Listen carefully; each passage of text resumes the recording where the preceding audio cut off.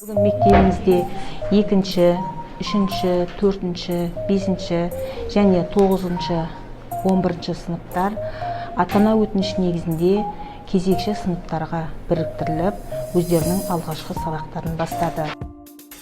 Сабағымыздың тақырыбы микрофотографиялар.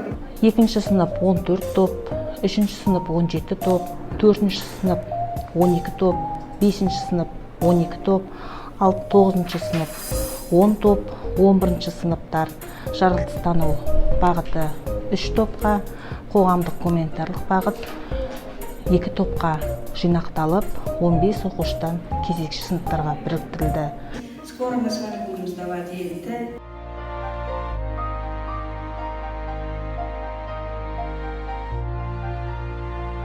Барлық санитарлық талаптар сақталған, сабақ кестесі және қоңырау кестесі жасақталды.